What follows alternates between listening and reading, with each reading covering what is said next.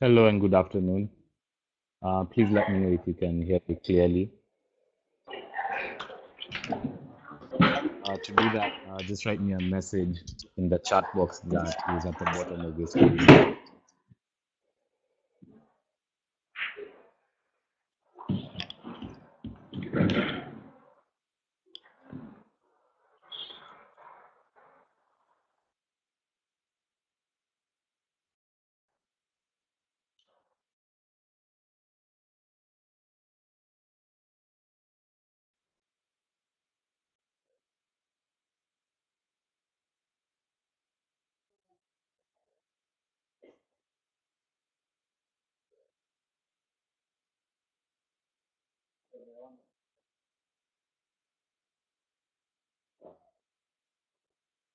Great. So I believe we can now proceed and start today's session. Good afternoon, everyone. My name is Kevin Hiohu, Program Officer for the Research Hub from the National AIDS Control Council. Today I'm coming to you live from Turkana County, and our session is by two of the team leads from the youth group known as Maisha Youth. They'll be speaking to us about one of the projects that they recently carried out with partnering with another organization called Deactivate. And the title of today's session is Maisha Mtaani, a peer-to-peer approach for SRHR programming. Our presenters for the day are Rasheed Mutaha, currently the team lead of Maisha Youth, and we also have Rebecca Nyankier from the National AIDS Control Council. She's a program officer in charge of the Adolescents and Young People docket, and she is also the assistant team lead of Maisha Youth. So those are our presenters for today. I'd like to welcome the participants that we have joining us today. Just a quick reminder for all your questions and comments, please type them out in the chat box that is at the bottom of your screen. There's an area there that says chat, and I believe you can already see some messages being exchanged there by some of our participants and myself. So Rebecca and Rasheed, please take it away. Kindly introduce yourselves, and then we can get into the presentation for the day.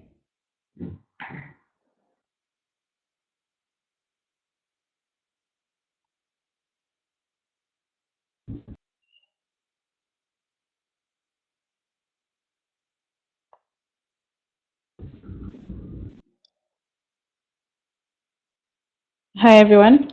My name is Rebecca Nyankia, as I have been introduced, but I go as Becky, less formally, I guess.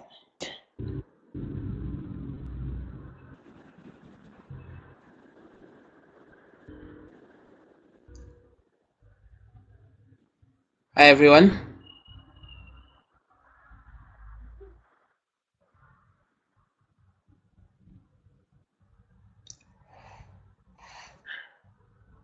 Rasheed, Hello. you can go ahead. We can hear you loud and clear. Okay, I was just confirming. Hi everyone. My name is Rasheed David, as has been mentioned, and I am the team lead of Maisha Youth. Very happy to be with you all this afternoon.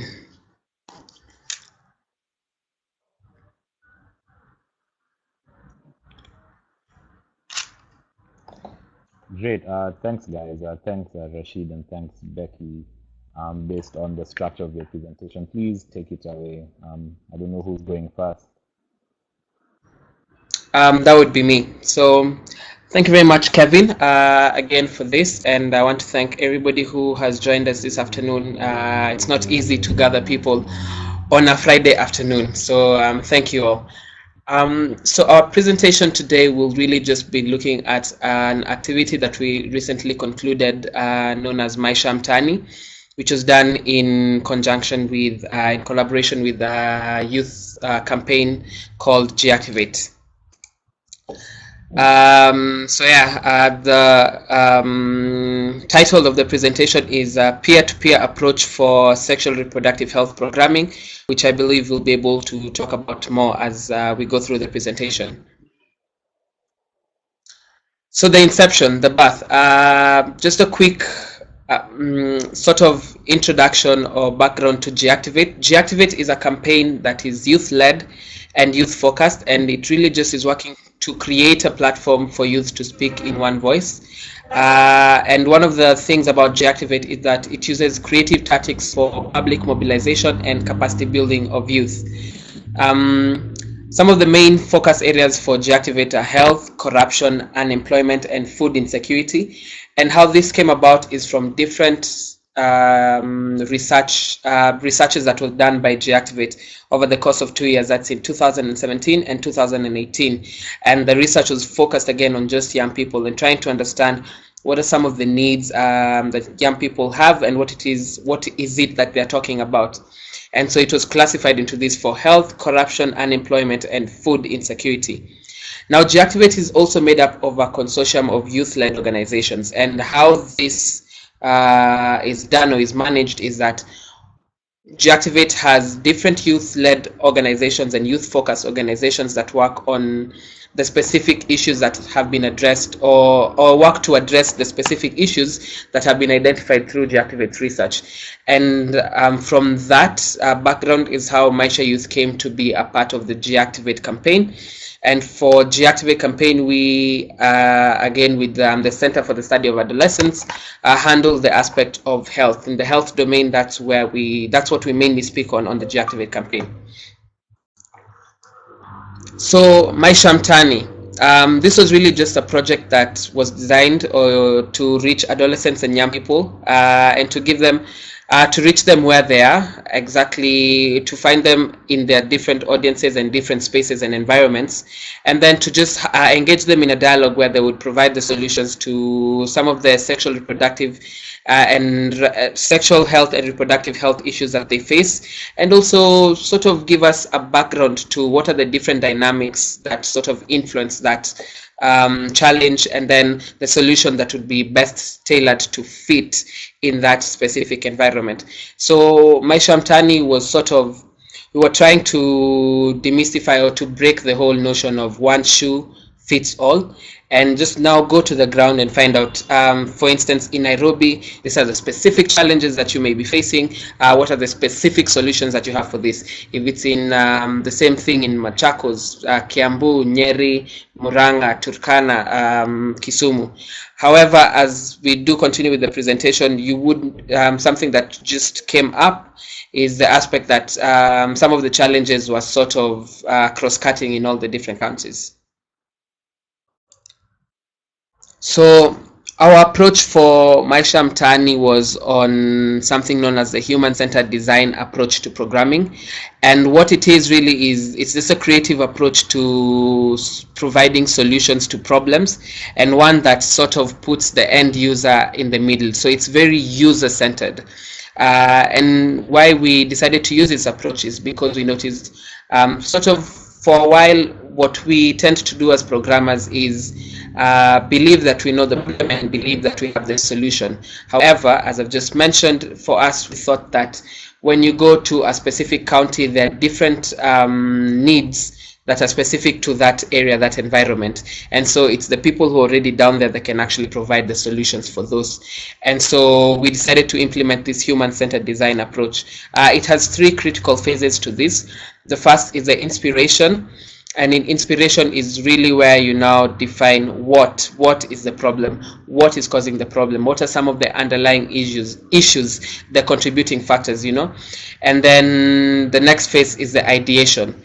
Now, ideation sort of, after breaking down the problem into all these different variables, is now, let's ideate some key solutions that we may have that would sort of help us mitigate this problem.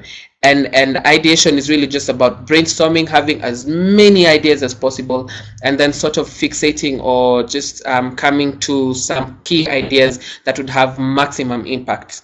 And then finally, the implementation. And implementation, was where we were now encouraging the participants we had in these different counties is to sort of try and imagine an implementation strategy that that could be adopted. Is it that they would start from the community, go to the community, from the bottom of the community going up towards the leadership and governance structures in the counties, or would they start from the top, which is the leadership, sort of the MCAs, the governors, the senators, and then now go back down into the community? So really just implement and think about an implementation strategy that would work specific to that county. And so that's the three phases of the human-centered design approach.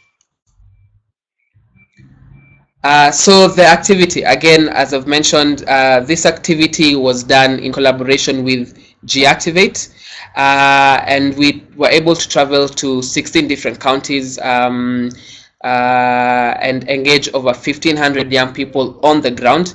And on online spaces, the reach was way more than that. And some of the sessions that we were talking about or we covered was on access to youth-friendly services, condom use, as well as contraceptive methods that young people are using, talking about some of the harmful traditional practices, and then also trying to just see what is the space of comprehensive sexuality education in some of these different places. So that's just some of the photos of the different engagements we had with young people. Something unique to also mention is G-Activate is sort of focused on leadership and governance, and so even in all these different spaces we were able to interact with some of the leaders that can sort of influence policies and decisions that are made in those counties. And if you can see from the third photo here that I am highlighting, is where we have leaders who are also endorsing the G-Activate declaration, which has quite a huge sentence on the space of health for young people, and especially reproductive health being taken seriously for young people. I think I'll invite Becky to continue from there.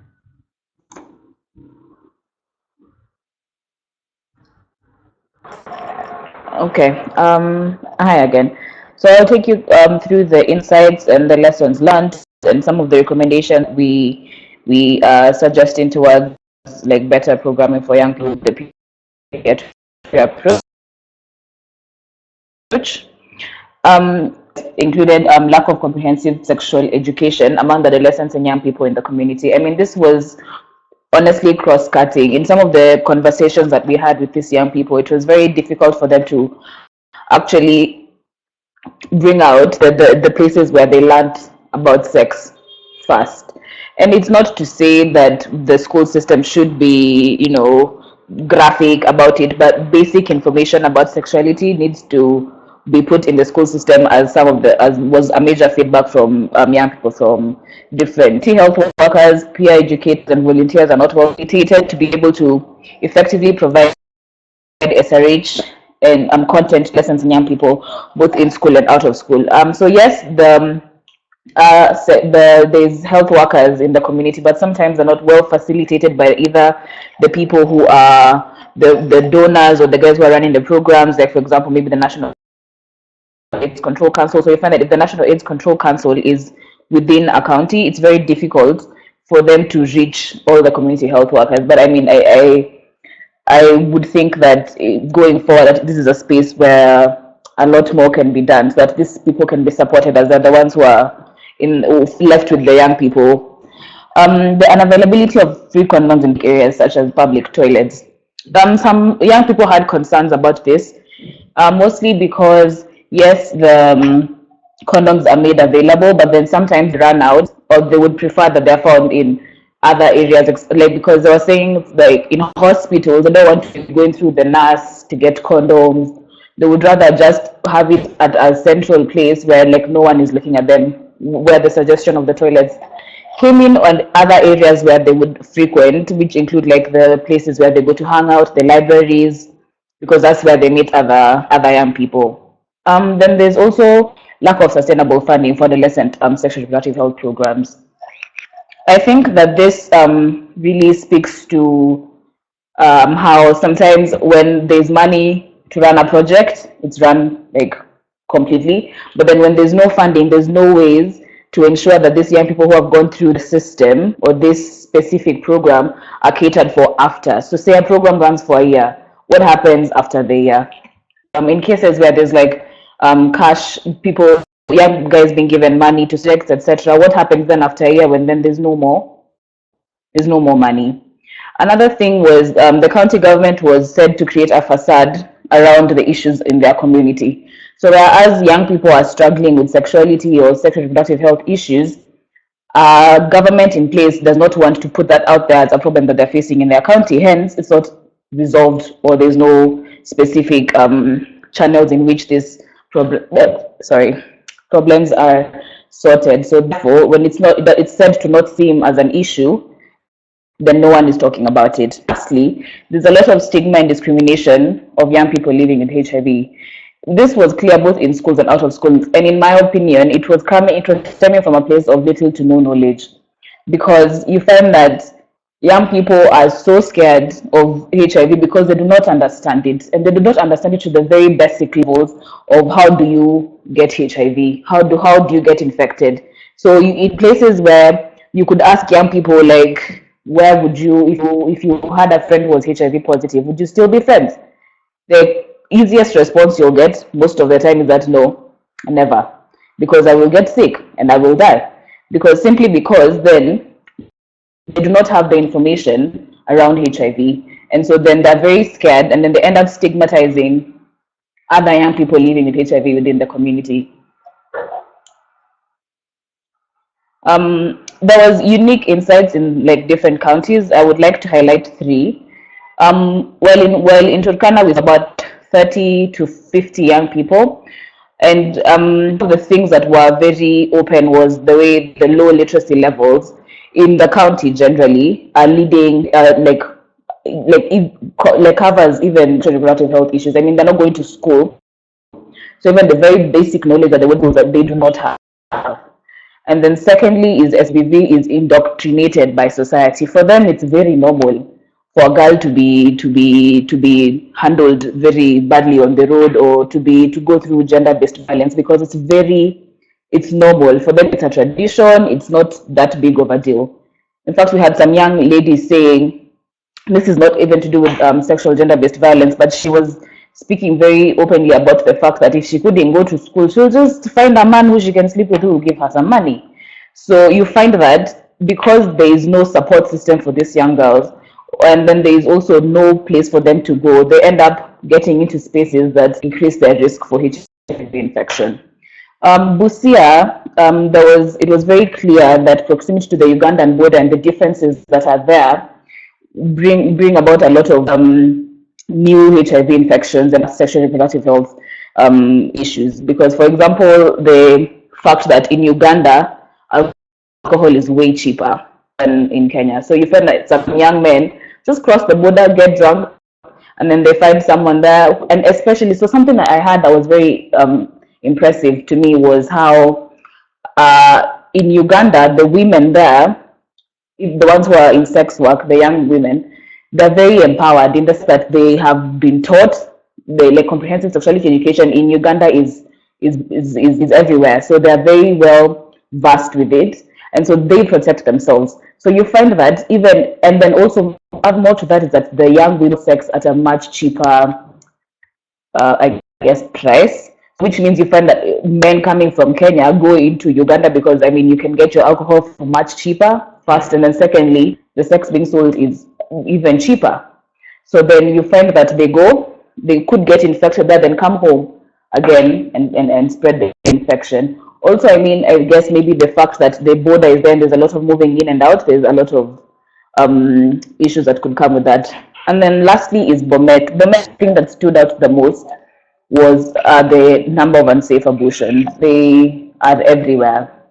And then now they say that they use very conk tea to abort. So, I mean, this speaks to the way that society has normal. They talk about it all the time. Like, if you get pregnant, it's very easy for you to get rid of it because it's just a cup of tea. that is very strong. I mean, so some of the lessons learned and recommendations from Maisha Mtaani is one, increased provision of sustainable funding for. So this two, the young people felt that there was two people being tasked with this, and that would be the youth and the county government. So the youth was tasked with advocating for this sustainable funding, and the county government to allow for inclusion in the budget, because so it was sort of for the county government and the donors or who are providing money for these programs to find a middle ground where then the money, if a program runs out of funds, it can then be funded by the county government because there's a provision for it within the budget. Secondly, was comprehensive education for parents to advocate and aid, because comprehensive sexuality isn't just being taught in schools. It needs to bring together the parents who are the ones who have the children, and they have the teachers who are the ones who are with the children most of the year, which means it needs to come from like both parties, and then also bring in the non-health sectors like the church to come in as well and aid in advocating for comprehensive sexuality education. Also the county government to facilitate it in this meaningful engagement of young people. So we found that there's a lot of young people who are eager to participate in forums that are made for them. So it was for beyond just the young people participating in this. It's for those who are sitting at the table, the decision makers, to at the table with them through the entire process of brainstorming to creating a policy to implementing it and to reviewing it once it's run its course, and then also for the county government to involve the young person in decision making and policy development. There was facilitating community health workers, and I think this is very clear in terms of making sure that they have everything that they need, information, whether it's condoms that they need to distribute, like providing an enabling space for the community health workers and volunteers. And then lastly is condom dispensers, which I think is something that's already being rolled out by the National AIDS Control Council to ensure that there's condoms everywhere. And if anyone needs them, is to make sure that they're available to people. I think that would be the end of our presentation, and we will open it up for questions. Yeah.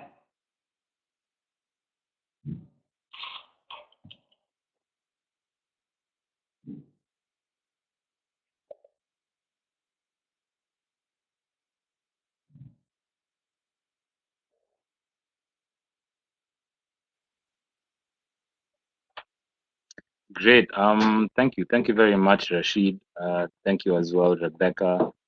That's a great and precise presentation.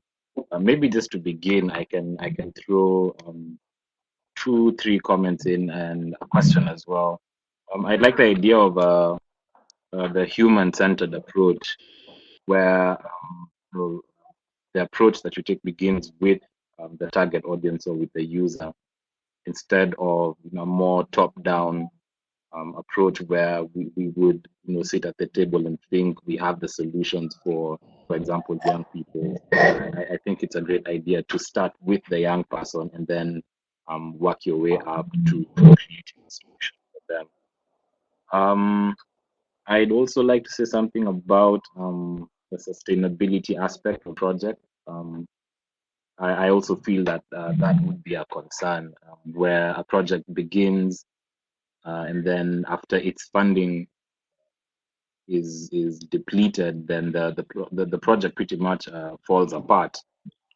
I think that is definitely something that would need to be looked into. Number 3 would be a question for you guys. Do you have an indication of what was in the Deactivate declaration? Like, it would be important for people to hear what was in the Deactivate declaration, maybe specifically the health aspect of that. Maybe you guys could share a bit on what was contained in it. Sorry, Kevin, I lost you. What was the question again? The last one. Okay, so my question is, maybe one of you, either you or Rasheed, could share with us what was contained in the Deactivate Declaration. Okay.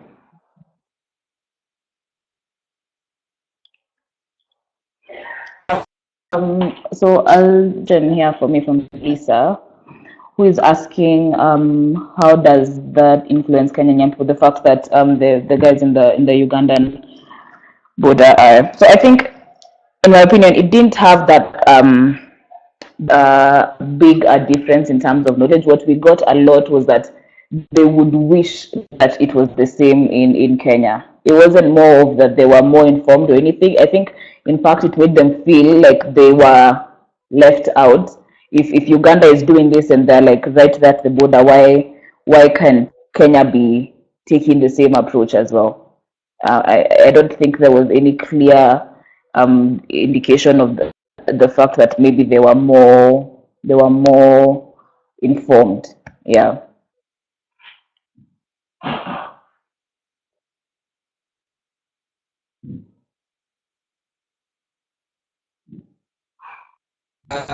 Yeah, maybe I can attempt to answer Kevin's question. In terms of what is specifically in the declaration, I think there's two prongs to that answer. One, the actual sentence in the declaration states that, quote, we must be enabled access to all quality and affordable healthcare information and services. And I will share a link to the Deactivate Declaration that you can actually be able to read the entire thing. But also more to that, from this year's engagement with Deactivate, it was the Deactivate Phase 2, they did launch a report known as the State of the Youth Report. And in this report, they also sort of again showed from the research they collected what it is young people are talking about health, what we as Maisha Youth in terms of handling the health domain were able to collect, and then some of the recommendations that we provided for that. And I will also be sharing the link to that, the link to the State of the Youth report in the comment section. So feel free to read it, look through. I should also mention that the launch was, it was launched by the Senator of Nairobi County, who currently has a report, and his office is reviewing it to see what are some of the recommendations, especially for health and food insecurity, in terms of now trying to address some of those issues in Nairobi County. So really some great steps that we've already made.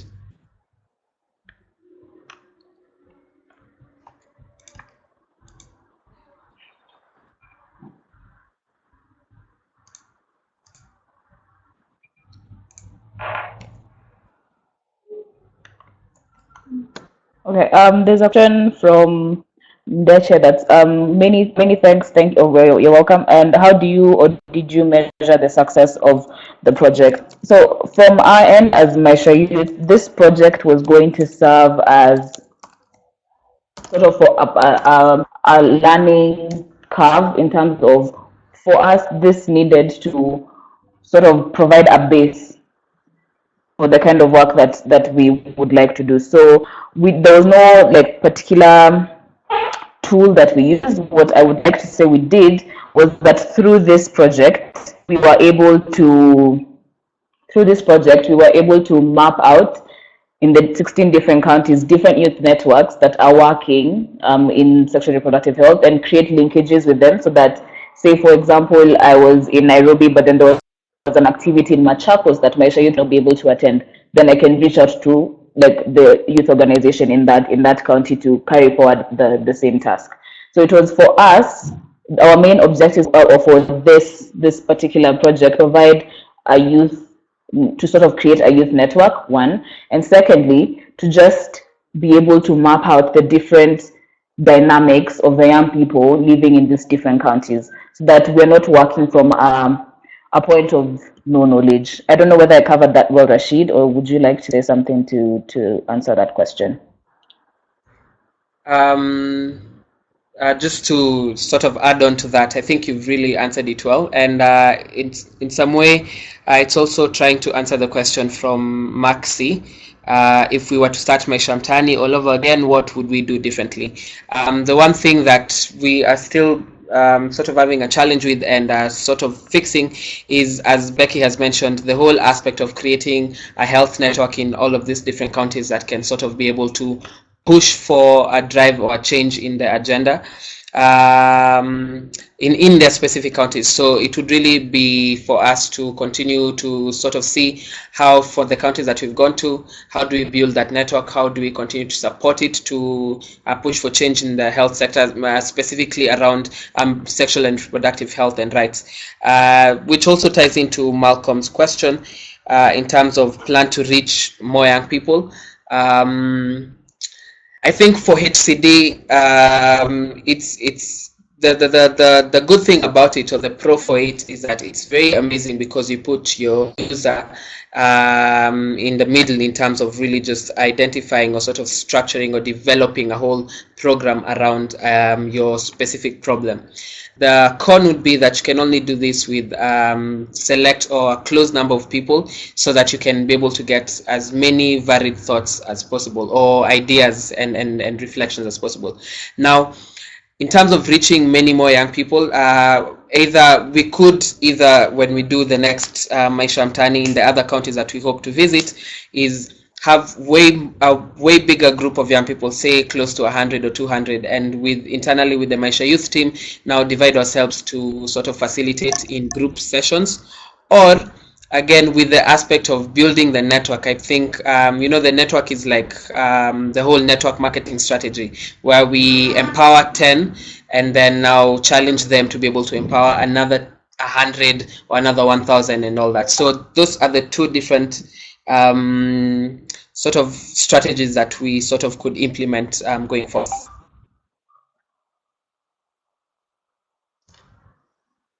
Great, I mean, great. just to add on, like, just 1 minute, Kevin. Sorry.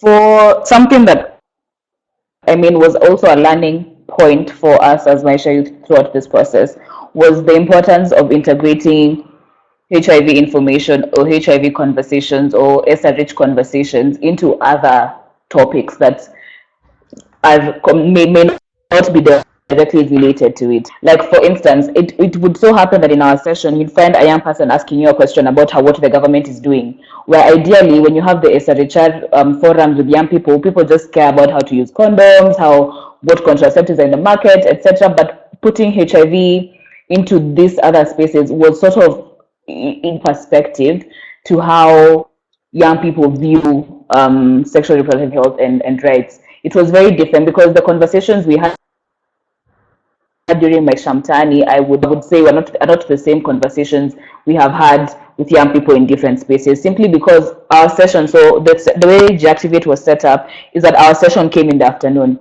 During the morning hours, they were like trained on how to use on the constitution and how to public participate directly linked to SRH. So when we came in the afternoon, their minds were already with it, like they knew what they wanted to ask, they knew how they wanted the rest to come out. So it was just for me, it was a learning point that when we are speaking to young people, then if we're now currently speaking about integration of services, is to bring in the message of HIV or SRH into that they care about, that where HIV does not particularly fall at the top of the list. So in things around economic empowerment, like that's what people want to talk about, because if you think about it from the SRH space, then it answers a lot of questions. A young person does not have money to go to school or does not have money to do this, so then they end up now getting into intergenerational sex or sex work. So then from there, you're able to tap into what they read about, then you can now be able to solve your issue. And I think that for me was a thing I carried home.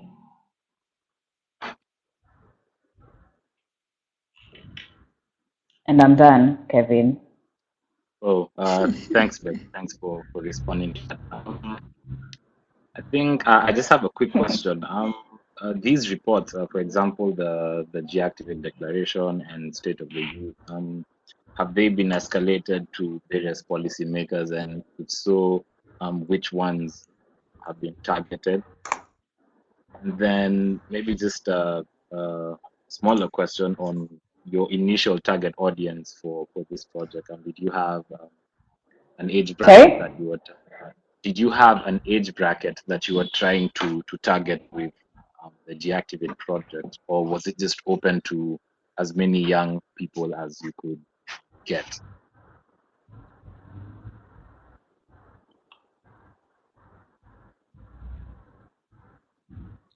Okay, I can answer the question of the report, and then Becky will talk about the age bracket. Since the launch of the report, it's actually been doing quite a lot of rounds through one of the partners of Deactivate who do the communications consultancy. It's done a lot of rounds, especially with the Ministry of Youth and Gender Affairs. Personally, we did deliver the report to the Youth Directorate, and the Office of the Youth Directorate expressed their interest in working with Deactivate, and again, specifically, just to say this, the Office of the Youth Directorate talked about how they're trying to also do a lot of big things around the question of health.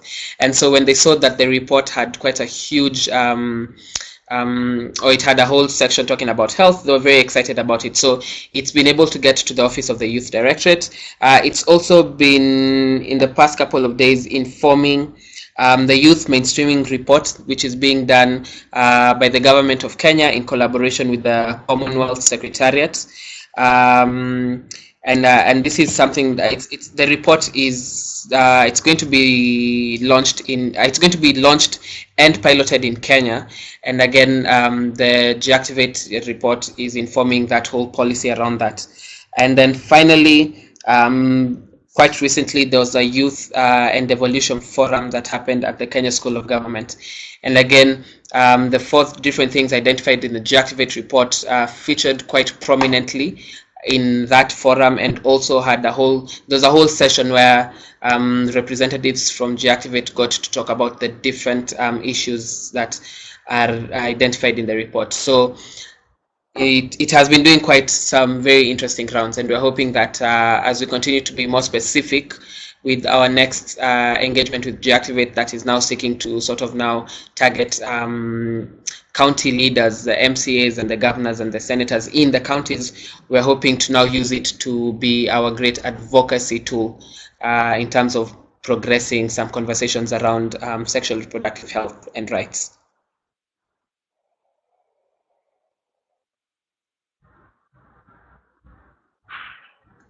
Okay, so the question on the target audience. So the target audience was for Deactivate was just the youth, and then so specifically as Maisha Youth, our target is usually between the ages of 15, 24. So at that, during the different sessions we had in the different counties, we had a mix of different people attending, but our main age group was between 20 to 24, but we had a bit of some people who are a bit older who are in the, I think, to later 20s.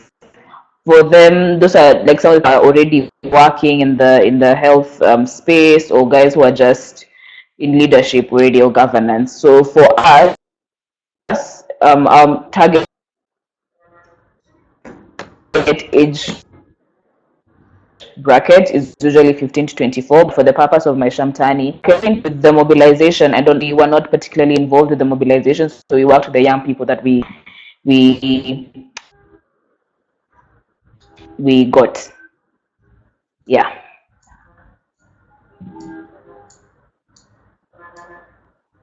Right. Thanks, Becky, and also thanks to Rasheed for the question. From my end, my comment and question have been adequately addressed. Final comments or questions from the participants, please type them in the chat box. I believe our presenters of the day are ready to have you covered. If there are none, then we will proceed to close today's session.